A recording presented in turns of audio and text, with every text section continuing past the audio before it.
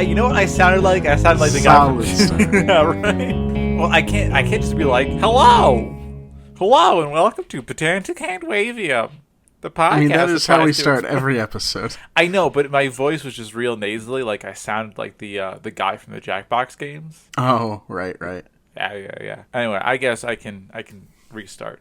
Nope, cold start. You did it. That's what we're gonna do. Well, we gotta explain it. It's the podcast that tries to explain fictional worlds using science. I'm Simon, And I'm Jeff, and this is called Pedantic Handwavium. and this is called Pedantic Handwavium. I don't remember what I actually got through when I was trying to figure out my own voice. So, Jeff, Simon? have you been taking care of your T-zone? Because Probably not. I mean, 4 out of 5 doctors say that you should be taking care of your T-zone. It's all about relaxation. Okay. And Now, is this like the drink, the T-zone? Like the spot on my counter where I make tea? no, this is the space that's like, you know, your T-zone, right? It sounds rude. It's the zone in your brain where you keep all of your Transformers trivia that you have to exercise right. periodically, to maintain a healthy functioning nervous system. Oh, I thought it was the T squared zone for Transformers trivia, both of them.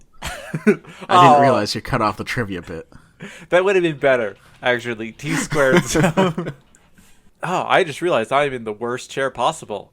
Because now That is false because mine is.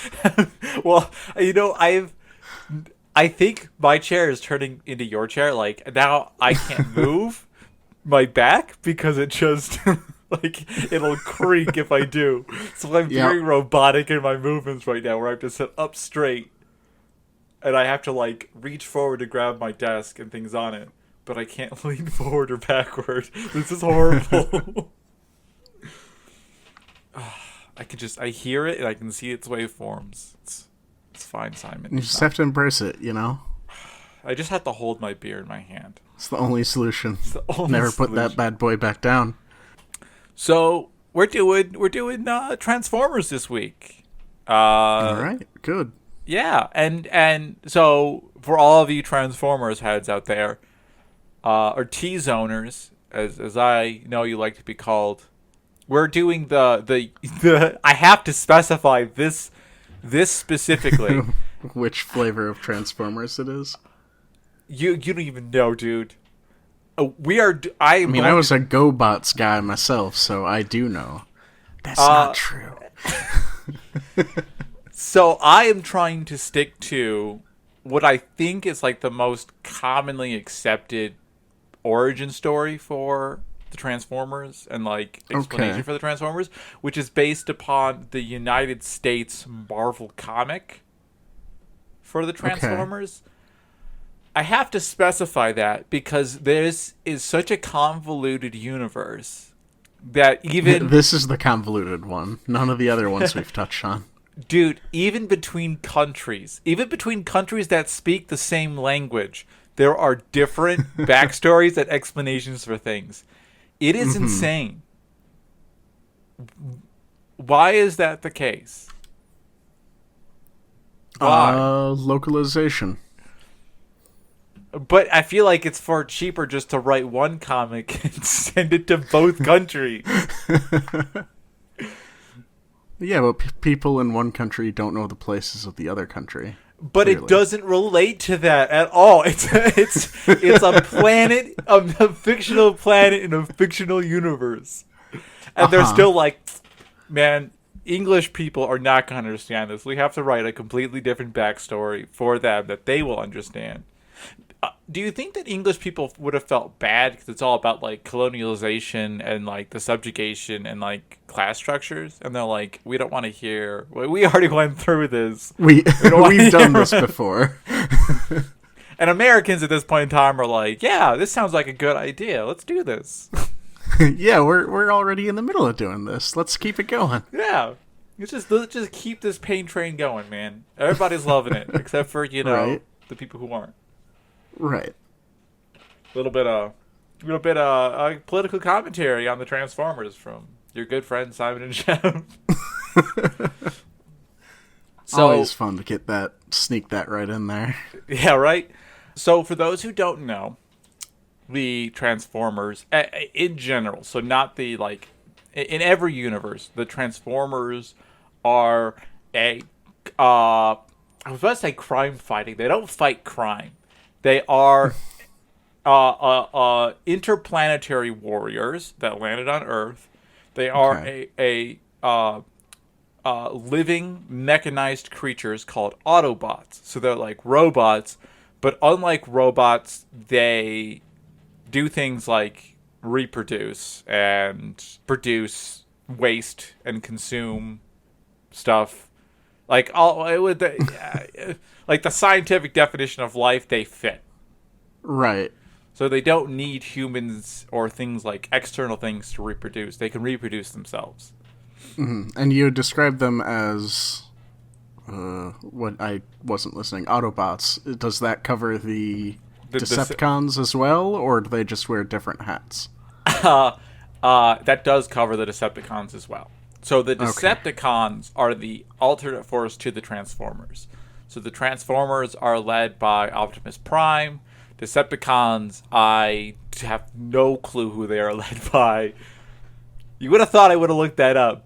I did not. That feels like something we should know or have Googled before. It changes so much is the issue. Oh, that's why. You want to draw your line in the sand and name a leader of the Decepticons. So really the difference between we are sticking to between the Transformers and the Decepticons is that the Transformers are like followers of Primus, the god of light, and the Decepticons, I believe, are minions, and I'm not going to say, they're minions of Unicron, who's like the evil god of chaos. Okay. And that's what they do. So they land on Earth, they meet a guy named Witwicky, I forget his first name. Sam? Is it Sam? I don't know if it's Sam in the comic book, so that's just the Shia LaBeouf character. I don't know if it's Sam in the... Yeah, I don't know either. It is Witwicky in the Marvel comics, though. And that's, I think, one of the reasons why the origin story is like the most commonly accepted, because it's also the cinematic universe origin story for a lot of it. Oh, okay, that could be it. Yeah. Although I guess it's no longer Shia LaBeouf, it's now, Mark Wahlberger? Is that his name? Is that his name, Mark Wahlberger? Oh, is it Wahlberger or Wahlberg? It might be Wahlberg. I have never questioned that in my life. I just assumed, I was like, oh yeah, his name is Wahlberger. I know someone named Burger. I mean, it could be. I don't know. But it's not Burger like U-R-G-E-R. It's E-R-G-E-R. Mm-hmm. So it's like Berg, like the name for a city. Yes. Wait a second. Does the last name Burger, is that like City Slicker? Maybe. I don't know. I don't know too. Something to look up. We got things to look up after this. Like who runs the Decepticons. So that's really like the story. A lot of it doesn't deal with the backstory or the creation of the Transformers. A lot of the comic books take place on Earth in like various battles. Very much like Sunday morning television show kind of battles, where you have like just like two opposing forces that are always fighting each other and you really don't know why, and it's like kind of vague. And the next week everything's back to normal and there's no more collateral damage. Kind of, except for the fact that because Transformers' only goal is to sell toys, they enjoy killing characters. Oh, that's fair. Okay. Yeah, because they're like, it's next week, you gotta buy another 12 Transformers to fit the current cast. Mm-hmm. And like sometimes they get a little weird, like they're like an individual lawnmower or something like that. Listen, you can only produce so many characters. And actually this is something that's like really true for like Teenage Mutant Ninja Turtles too, where they're like, listen guys, we've already created Rocksteady, we might as well create whatever his name is, Bebop, I think his name is. Mm-hmm. Yeah, and they're like they're the same character, but they're different, so that we can sell you two toys. Yeah, but we don't have to write two new characters. So yeah, that's like a general lowdown. I guess individually, there's the alien portion of it is that all Autobots come from Cybertron, which is a mechanical world. Okay. And the Cybertron kind of changes in a lot of its description. Sometimes it's like entirely cyber, like entirely mechanical. Sometimes it's like a combination of mechanical and like a normal rocky planet. I'm going to stick with that second one because I think it's more interesting. But yeah, so I guess the place we're going to start off with is Cybertron. Okay. So according to lore, which I have been trying to learn for the past 2 hours, it's very difficult.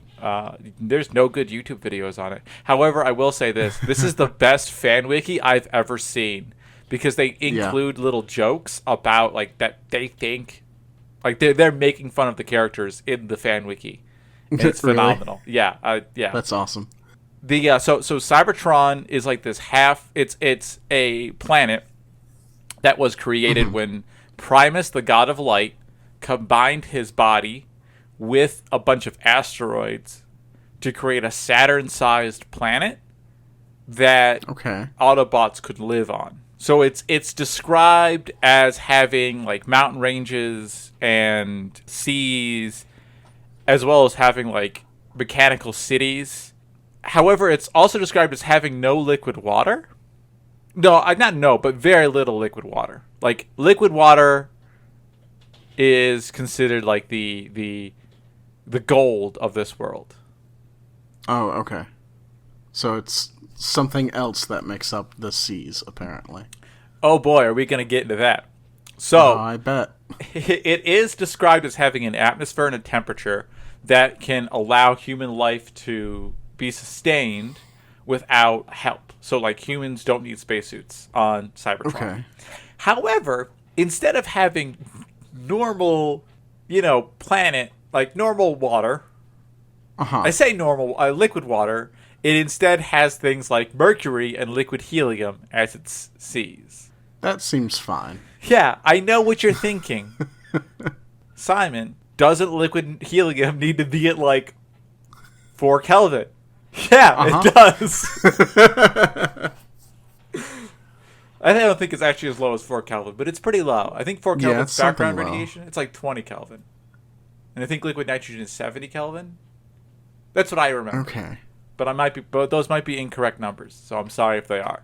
So yeah, so how is there a planet that's half mechanized, half normal, that human beings can survive on, but also has liquid helium on its surface?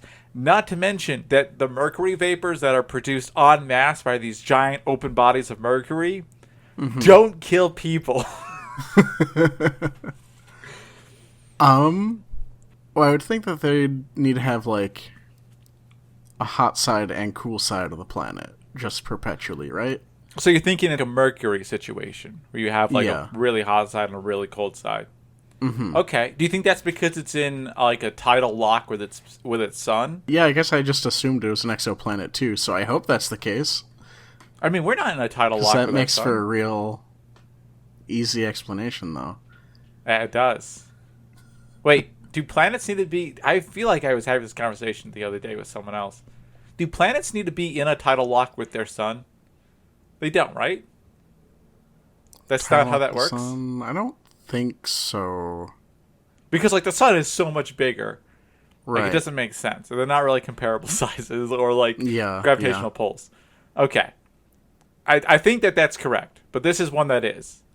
I will say this. I will add, they do specify a size for this, and it's Saturn-sized. So pretty big.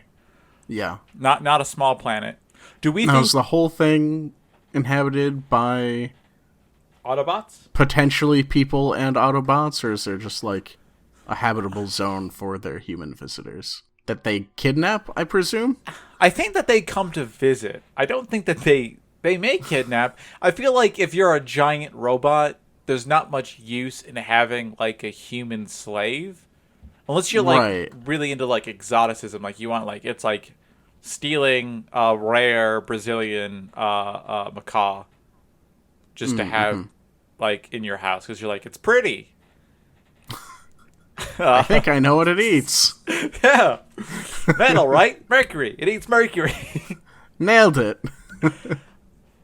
So yeah, okay. So I like this idea. I like the idea that there's like a hot side and a cold side. Do we think that the reason it has that is because it's really close? It's like, in the green zone, in terms of radii from the sun.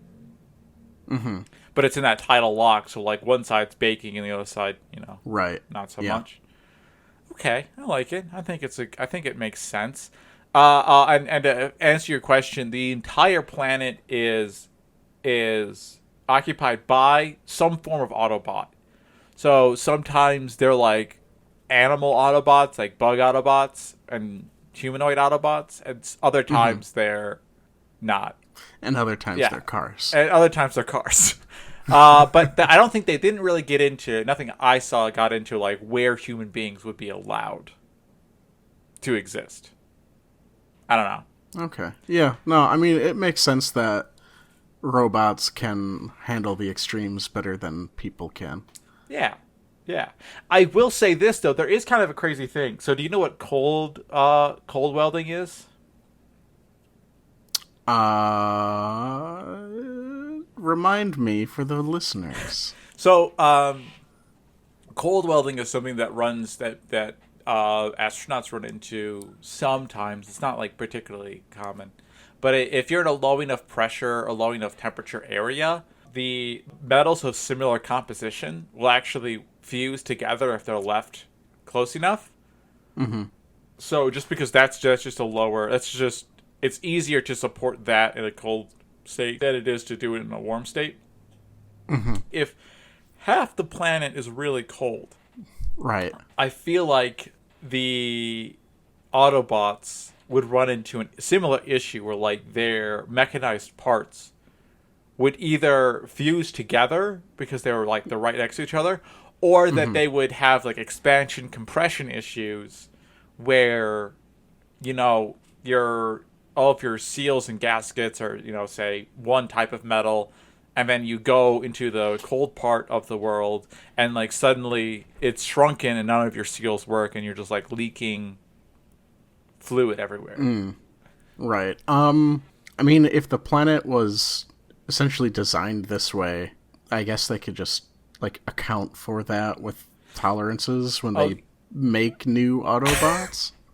I guess so. I mean, it also just didn't. I don't know why it didn't occur to me, but I guess they could be like endotherms, and they could just be generating their own heat, and that's what's causing that would make sense too. Yeah, wouldn't it? I guess that didn't occur to me that they would,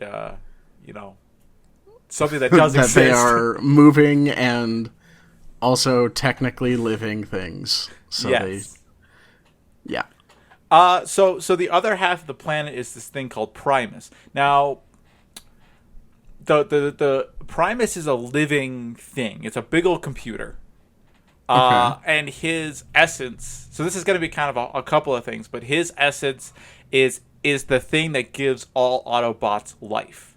So not only is he this planet, but the parts of him that aren't the planet are the parts of him that keep Autobots functioning. He is what gives, is he like sending out firmware updates or? So kind of actually. So there's something called the AllSpark, which is like the essence of Primus that is within all Autobots. And when an Autobot dies, it's AllSpark is taken away from them, and that wipes their consciousness and memory, and then it's put into a new body. So that's like how they reproduce is instead of growing in number, is it the same they recycle. Consciousness put into a new body, or is it different consciousness? So there's a separation between consciousness and then like life-giving energy. So like the life-giving energy is taken away, and the consciousness is wiped and remade anew in the new form of a new Autobot. Yeah, man, that's terrifying. Like, there's no reason to ever kill any Autobot then, yet they choose to. Well, I think it's the idea that so this is what I was thinking. And this is backed up by no amount of lore that I saw. But I was thinking that, like, it's not a perpetual motion machine. The AllSpark is, like, it's a source of energy. So maybe what it needs to do is, when it runs out of energy, when it's in the Autobot form, it has to go back to Primus, who essentially recharges it and puts it into a new. And just, the Autobots haven't come up with with a way to hot swap their AllSpark batteries. Exactly. Yet? They're still using volatile RAM. Right. They're still using VRAM. And so they got to have that constant power source. You take that away, they just lose everything. All of your Conker's Bad Fur Day saves, they're just gone. All of them. Every single one.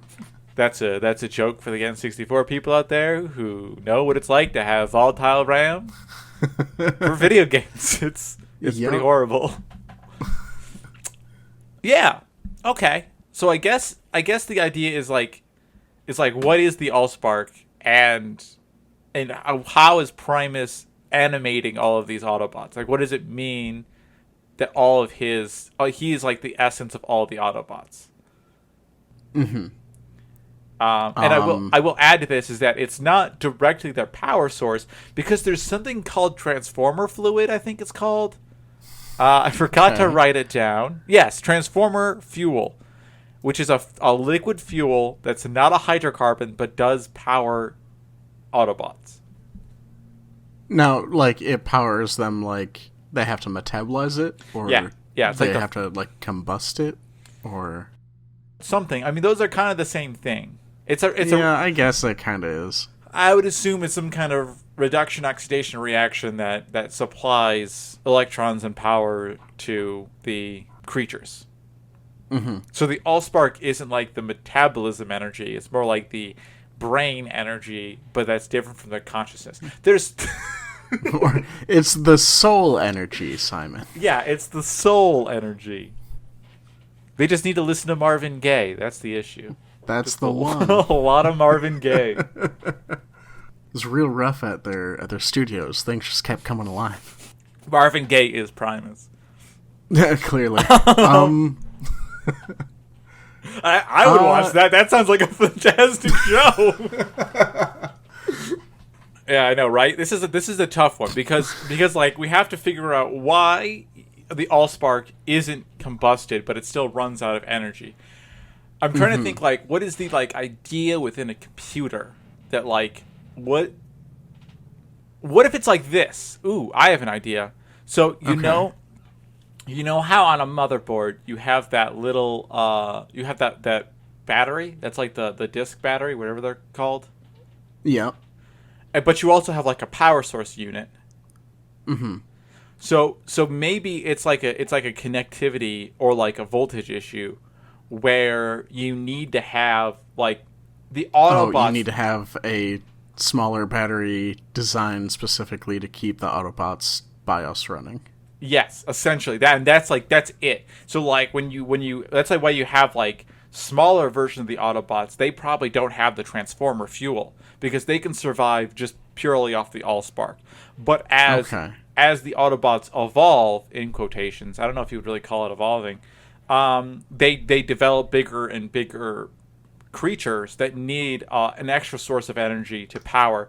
So it's kind of like the difference between, like, autotrophs and, like, oxygen consuming creatures. So, like, creatures that can survive just off of, like, carbon, and creatures that can also survive off of other oxidation reactions that they can collect electrons or chemical energy from. Okay, yeah, I can get behind that idea, especially with the like, added thought that it is the transformer fuel is for the bigger robots that like just need supplemental energy to the to their soul energy, to the AllSpark. So I would I really like this very scientific podcast that includes things like soul energy. Yeah, you get it. Yeah, that's what I call the BIOS maintaining chip I have inside of my computer. Is the soul battery. I mean, that's what I labeled mine. All right. So where is it going with this? Okay, so there's a couple things about this.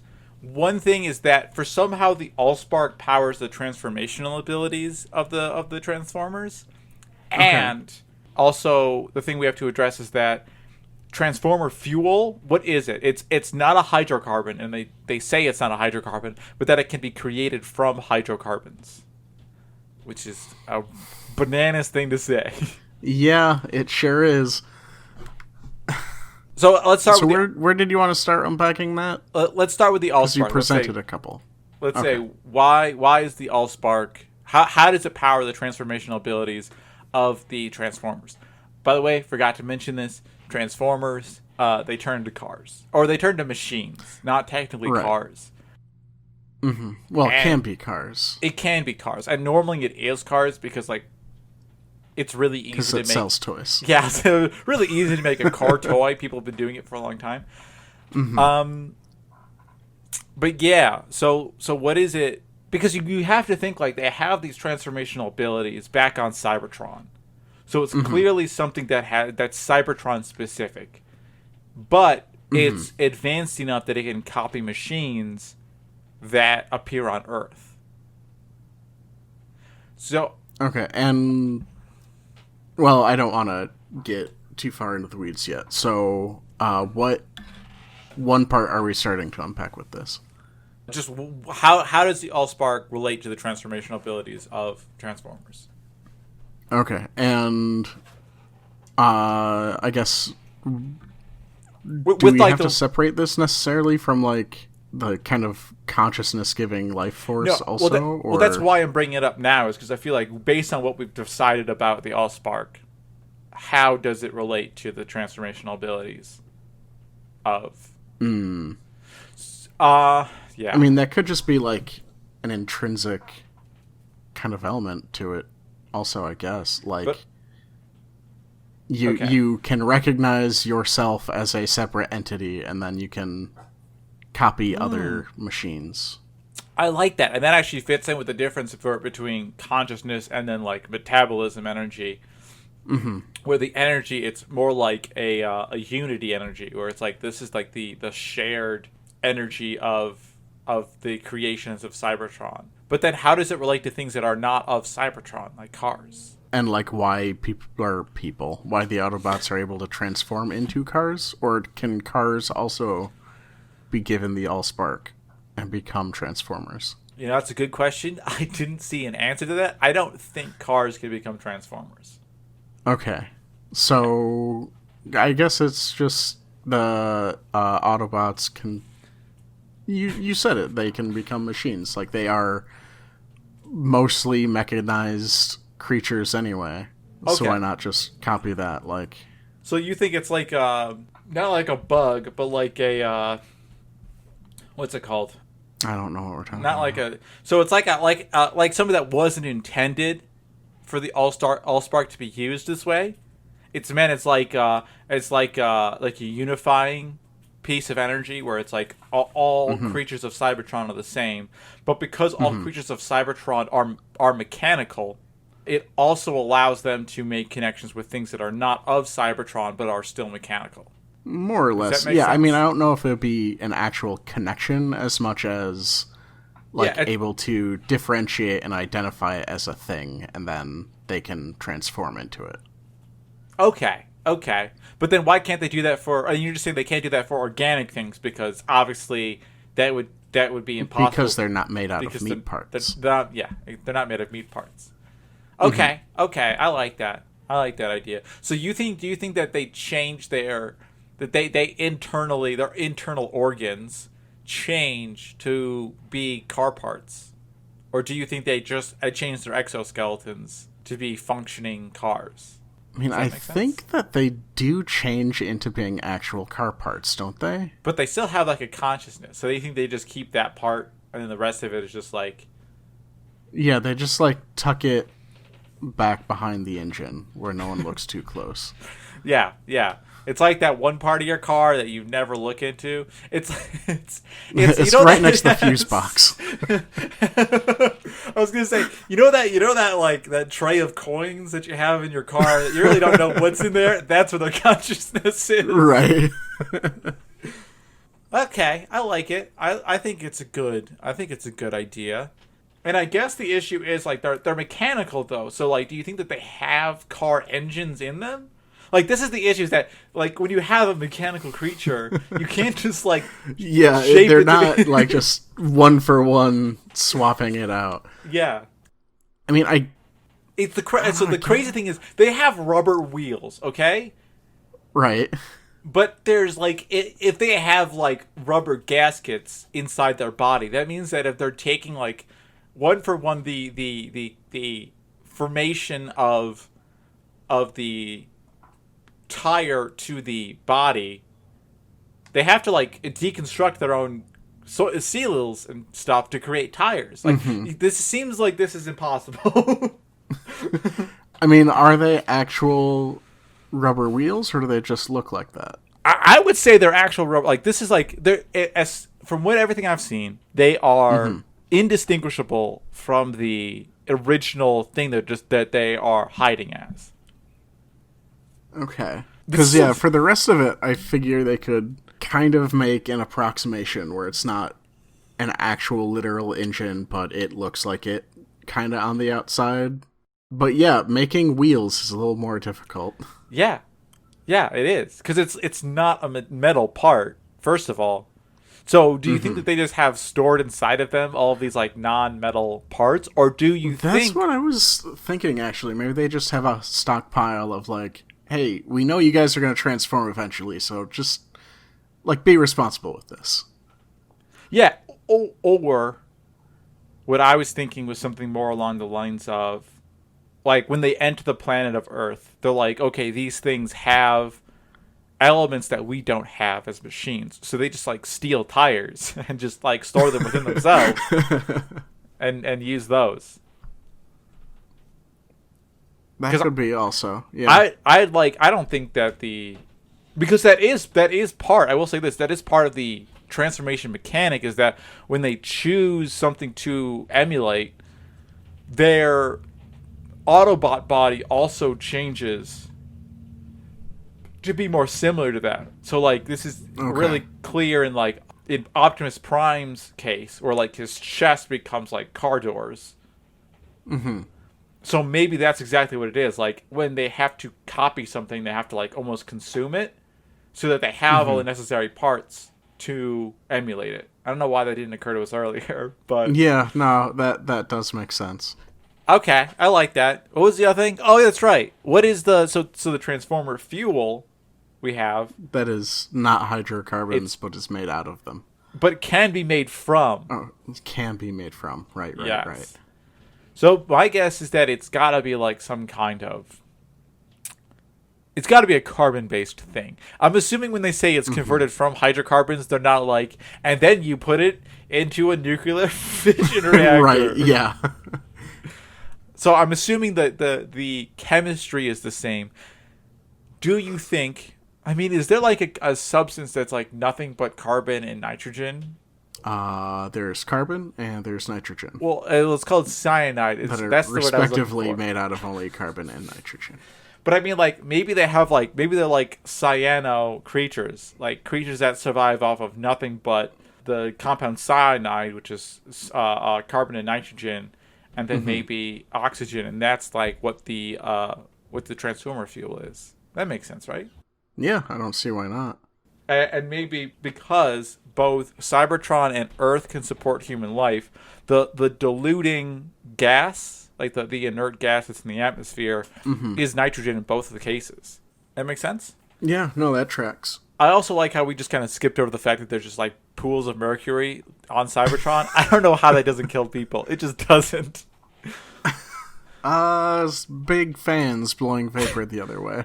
And blowing vapor away from that. So I was thinking, like, maybe, like, mercury was, like, one of the things that they consumed. So, like there were creatures that would, like, scrub mercury out of the atmosphere. So it's like CO2 to us.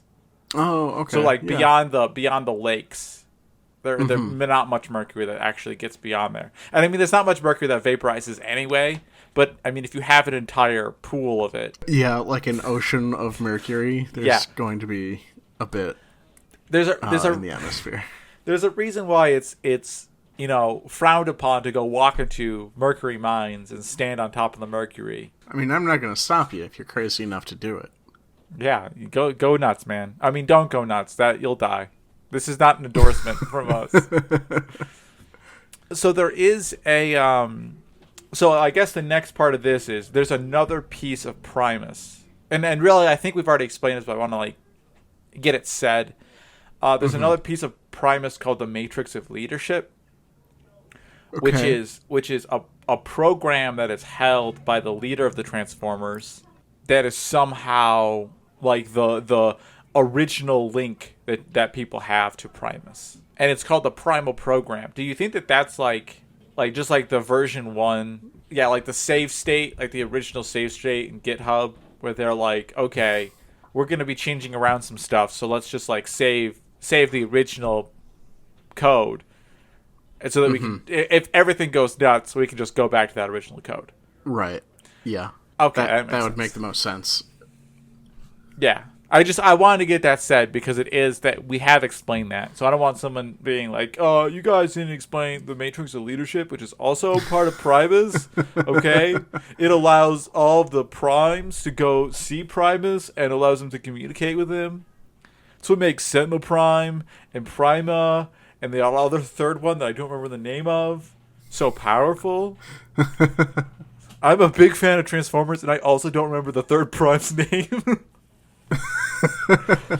Okay, so there's in the opposite of Primus is a creature called Unicron. Right, makes sense. Yeah. So Unicron is the best way to describe the relationship between Primus and Unicron is like this. They're both like you know what? I was about to like make a reference to a different franchise that you don't know. I was going to make reference to the Animorphs. Hey, you don't know I don't know it. Well, I don't think you know like the origin story behind Animorphs, do you? No. Like the Alanist and the other guys there. Yeah, so that's Did we go over that in the we did it because it's not episode? It's actually not canon. Oh, okay. I also don't remember what we said in that episode anyway. It's fine. We understand. You're blackout drunk every single time we record, Jeff. I'm blackout drunk all the time. Jeff has a serious drinking issue. This is what I meant to bring this up, Jeff. I feel like this is the right time. It was the long con. The podcast is just for an intervention, huh? Yeah, it's been a year. 20-something episodes in, 30-something episodes in. I forget now. We're at we're almost at 30, I think. I think so. I don't know. I lost track. We don't number them, so it's kind of hard to tell. I number them. Do you? Oh, okay. Yeah, like the actual file names, I renumber them. Oh, that makes sense. That does make sense. And I did know that actually because I've had to download one of the files before because I lost my version of it, and it was labeled something weird, and I was like, okay. Oh, sorry, we're doing a podcast. Just a little shop talk behind the scenes. So there's imagine at the beginning of time, at the beginning of before the universe, this is like pre-Big Bang. Mm-hmm. There are two entities. One that is peaceful and non-consuming. It doesn't feel the need to grow any larger. And one that is all-consuming. It just wants to kind of spread its essence everywhere. And gross. I mean, we just talked about the fact that the primes are carrying around the genetic material of their god. Yeah. Right. So there's these two creatures, and the difference between the two, the opposites between the two are what create the Big Bang, and that creates multiverses, and they exist in part in all of those multiverses, and their goal is, and so Unicron's one of those things, Primus is the other. Unicron's goal is to consume all of the worlds so that it just becomes Unicron. And then once that happens, it'll be peaceful. It's a classic, I don't know how to write a good villain, but I know that they shouldn't just be evil for evil's sake. So he's he believes that by everyone being ruled by him, peace will finally be achieved. It's classic, like D&D. any good dictator. Yeah, exactly. The question is, so he, unlike Primus, he doesn't form a planet in a species.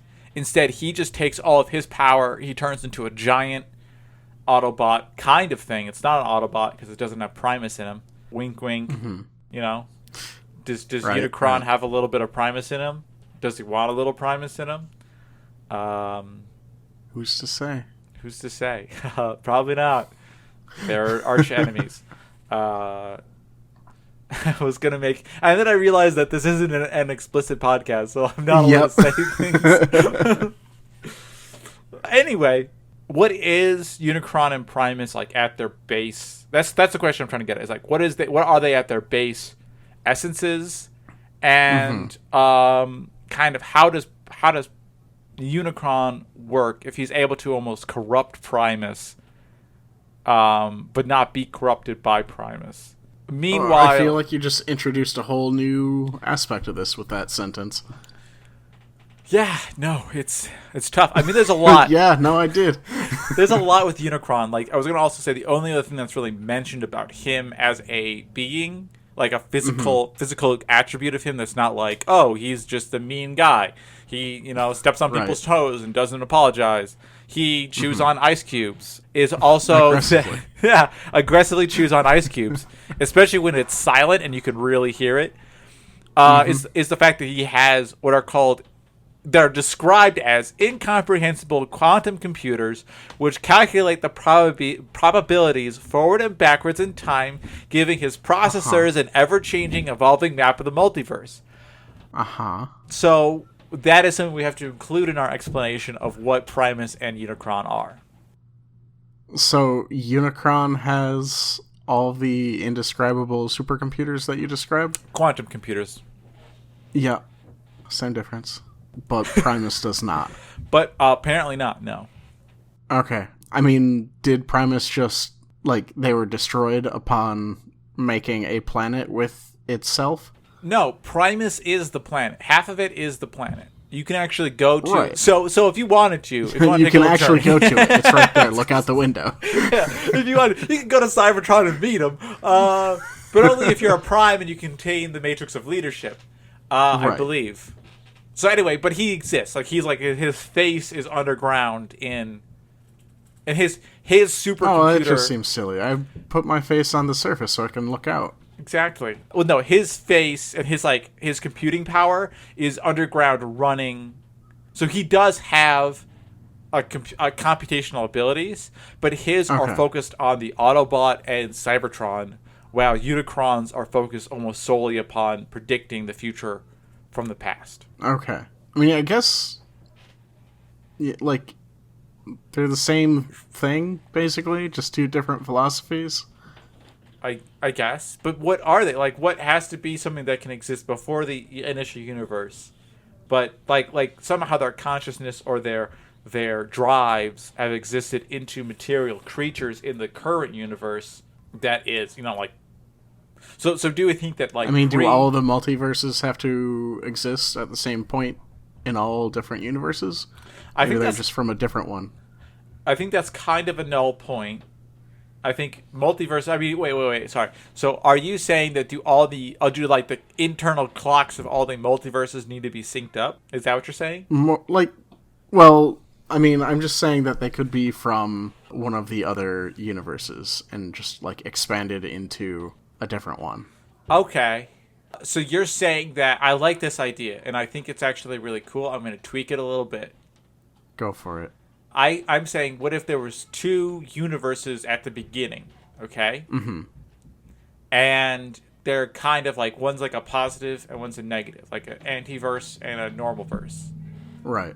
And in there being two things that are ultimately attracted to each other but want to destroy each other, that kind of potential energy causes them to kind of fall apart and separate. Almost like when you inject. This is the second time I've had this analogy, actually. Fracking, high pressure fluids, right, cause fingerings at the barrier between the two viscosities, and so you get it's almost like when you shake up salad dressing that's non-homogenized, and you get the globules of oil inside of globules of vinegar, so they're not they're homogenized, but they're not totally together. Right. Maybe that's what this idea of the multiverse is like, where you have like a free-floating media, and then you have the two essences are really separated inside of that. Like there's boundaries between each of the two Primus Unicron universes. And the issue being is that the universes at that point in time in the story are not made up of Primus and Unicron. Is the issue I'm having. So maybe there are other universes that have like a similar positive negative reaction to each other. So like everything is held in like a delicate balance of it can't get too close to similar universes, it can't get too far away because it's attracted to its opposite, and it kind of and it also can't like destroy itself kind of thing. Does that make sense? More or less. I think I've come up with a very complicated way of describing a bad multiverse theory. Yes. Okay. I like that idea where they're like they are themselves multiverses, and that's how they get their kind of ultimate computing capabilities. Right. Is that they essentially have Hitchhiker's Guide to the Galaxy idea of computers are just living things that are meant to compute very specific tasks. Right. Is that not what computers are? I mean, that's one way. If I misunderstood them entirely this whole time? I've been trying to romance my computer this whole time. No wonder it hasn't called me back. Hi, this is Simon from the future to this Simon in the episode, but still the past to the Simon that you may know releasing this episode.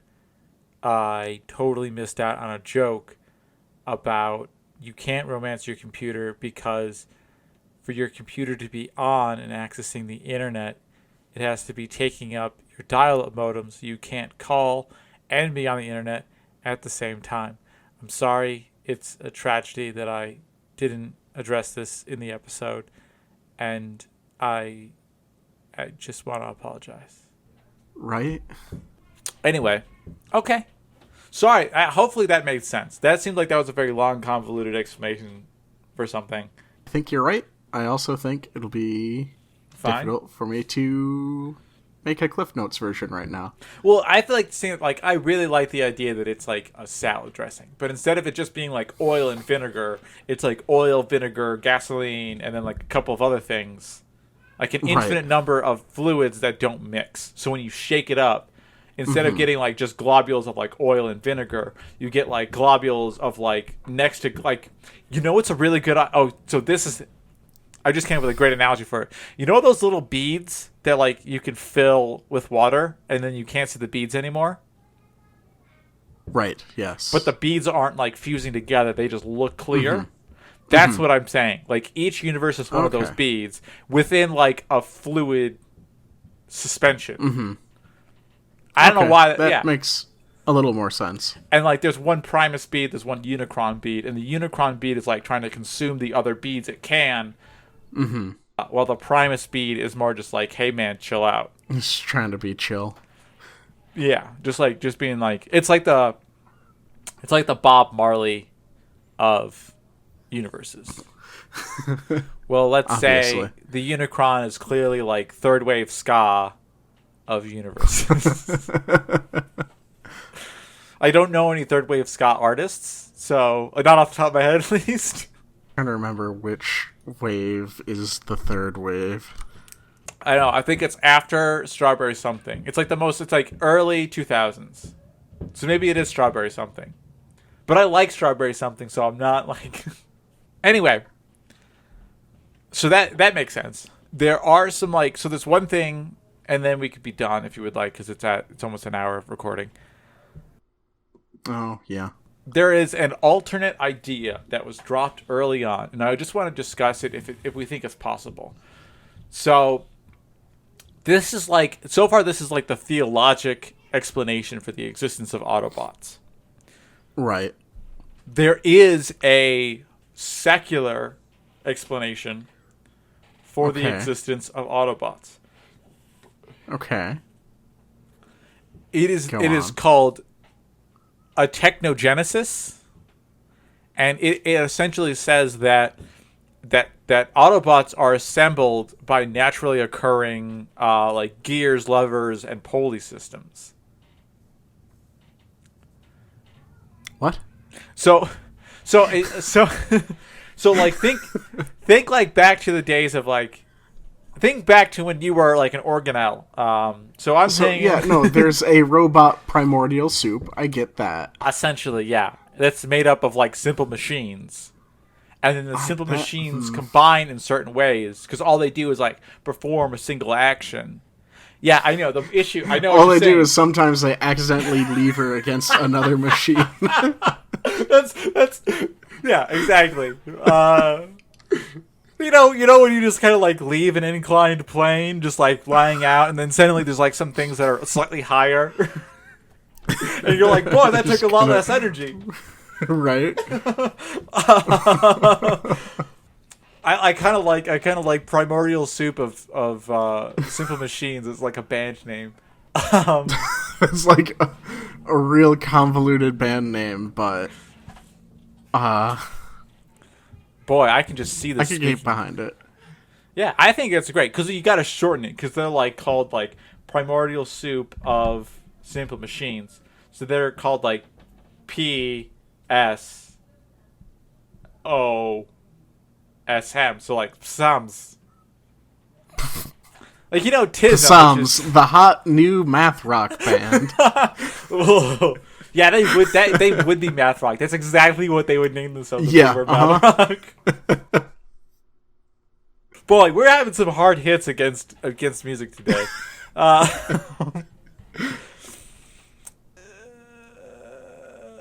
So like, do we think that? So like, clearly that this is like, I'm gonna say that maybe this is even like just like a scientific theory at the time. But like, what do we think the scientific theory is composed of that it makes sense inside of the normal world? Because to us, this clearly sounds crazy. Mm-hmm. But how do we make it sound plausible and less crazy? I think a primordial soup of simple machines makes as much sense as any other primordial soup. Hi, everybody. It's Past Future Simon again. I just wanted to point out that Jeff decided to name his half of this audio file Primordial Soup for the Robot Soul, which is just a very good joke. And you can hear him whenever he says Primordial Soup 4, he really wants to finish it with the Robot Soul. But the issue with the Simple Machines is that the issue I was having with it was that the organelle theory makes sense to me because the organelles, all organelles have like some way of essentially generating power, you know, of metabolizing things, and it really is only when they are complementary that they stick together, and it makes sense in like the same idea as evolution where it's not directed, it's more of like a random, like if you get two things that meet up that work well together, they're more likely to survive than two things that don't work well together. So, right. That doesn't work with simple machines, though. But it kind of does. Let's think about it this way. So, every simple machine works off of the same principle, which is that it's the equation for work. So the equation of the amount of energy it takes to accomplish a task is force times the distance times the cosine of theta that you are applying that force at. And almost all simple machines, what they do is they either change the cosine of theta, which changes the amount of force that is directly applied in a direction, or what they do is they change the distance, which then lowers. So the whole idea is that you can alter the amount so that you can apply either less force to achieve the same amount of work, or you can apply the same amount of force and achieve more work. So that's kind of similar to how you would think about like mitochondrial cells or like Golgi bodies, where all they're doing is they're figuring out a way of simplifying and lowering the amount of energy it takes to accomplish a task. So maybe when we think of like, it's not like little tiny microscopic pulleys and levers and screws and things. That's a little crazy. I like that idea though. I might stick with that one just on my own personally. But continue. But instead it's like individual organelles that contain simple machine levers and pulleys. But that are meant to accomplish a similar thing where all they're trying to do is lower the amount of energy it takes to, and then combine themselves in ways where they can lower the amount of energy it takes. So like you have like screw cells that all they're really good at is holding two things together, holding two cells together. Or you have like a lever cell, which is really good at like movement and movement of the cell itself and movement of the materials around the cell. So it's kind of like vesicles or similar things like that. I'm trying to think of like a good like thing that would change shape of a cell, but I feel like that's like a combination of things. Yeah, but that's kind of what I'm thinking. That's what I think a technogenesis would be. Yeah, I mean, I think that's the best explanation we're really going to be able to get, necessarily. Like, we could just continue trying to further refine and simplify it, but... I think you mean successfully. We'll get lost in the weeds very quickly, I think. I mean, I feel like we've already been lost in the weeds. I feel like that's this podcast, yeah. I feel like 20 minutes of this episode was me just trying to figure out, like, how do I explain this very weird concept of the multiverse I have in my head? That's what we have for Transformers. I feel like we did a pretty good job of explaining at least the existence and, like, the formation of Transformers. Yeah. I guess we did assume Transformers are machines. Like, that's why we didn't explain what Transformers were. It's kind of self-explanatory. Yeah, so thank you for listening, listener. What was it? Thanks for listening. We're on YouTube sometimes. We're on every podcasting app except for, like, one.